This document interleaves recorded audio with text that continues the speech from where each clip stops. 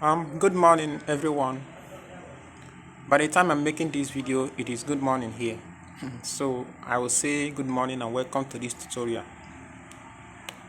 This is a tutorial I officially want to hold for people that are new to Beizer to PixelLab, or maybe you are not well educated about Beizer 2. So take this opportunity and explore. So let's get started. I will be guiding you through my own knowledge on Beizer to PixelLab. I hope you learn from me, like the way I do it. So let's get there. The first thing you have to do when you open your PixelLab, you must see this first screen, and that is it. You go to text tool and click on delete. Then you delete that new text that is on your screen.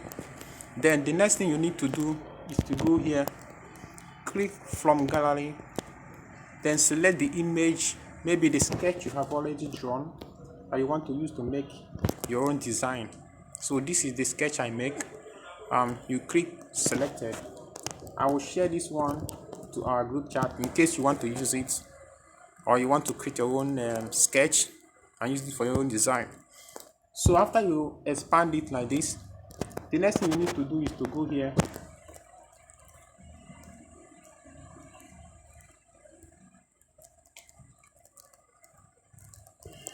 after you have selected it, you have expanded it. The next thing you need to do is to go to this place, click on it and go to from gallery, select it and then crop it as much as you want.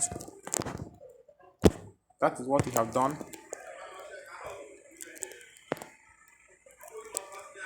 Okay, after that, then you go here, make sure you lock it, then you go back. After you are done locking it, make sure you uncheck this thing here so that it can give you the ability to work on your screen again. So now we have locked it. What it does is for us is that there is no way you can move this image you already have here on your workspace. It's like it has been pinned to the background. Then you go and turn down the opacity, reduce it so you can see clearly what you're working on, and select OK. Next thing we have to do is to go to the Beizer tool here. See it here. Click on it and select this one at the middle here. The reason why we selected it is because we want to start making an adjustment. Then the next thing I always do is I always select this to lock the Beizer, whatever you want to call it, our Beizer. So I select it. Now it has been locked. Then you can adjust it. Now that you lock it, you can easily give it color. But when you have not locked it, you can only add stroke, and that is expand the stroke, but you cannot add color to the center or to the object you are creating. So now we start creating. Okay, like I said, I'm not a professional, but I will try to guide you as much as I can. For this image you have imported here, it is quite small, we cannot see it clearly. So the next thing you have to do is to expand it so you can see what exactly you are working on. After expanding it, make sure you uncheck this zooming tool here. Make sure you uncheck it. Then you can start readjusting your thing. Click here to add more tool to your Beizer, like this. I don't know what to call it, but just add something like this or something of that nature, like this. Okay, then you use your zoom to go back, and there from here you can start editing.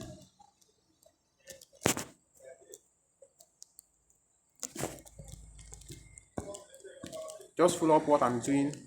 If you have any question, please drop it on our on my private chat box, so I will try as much as possible to address it there.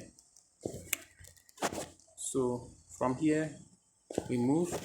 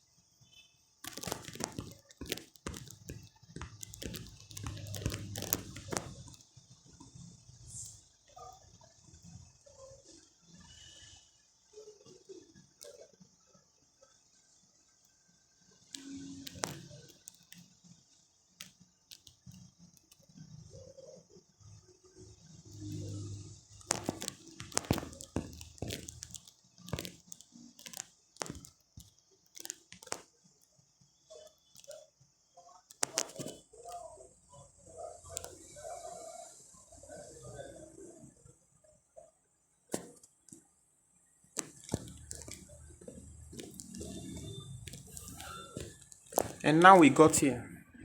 So next thing we need to do is just to go here, make sure your opacity is turned on. Then here you can go choose your color. That's why I said if you have lock it from here, you can easily add your color. So here you can choose your color and do whatever you want to do with it. And this is where you reduce, increase and decrease your stroke. But for me, I always like to keep it between that 4 and 6. So let me keep this one as 6, and then let me choose something like dark red and click OK. At the end of the day, we got what we are trying to design. So you uncheck your expansion tool or your magnification tool there. So at the end of the day, we have achieved our design. You can select it and go ahead and add more other designs to it, like emboss, and reduce the intensity to about 6 or something like 11 or 12, so, and then just adjust and make some adjustments. At the end of the day, you got something very interesting.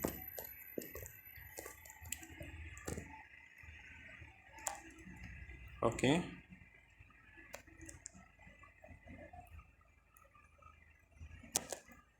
Okay.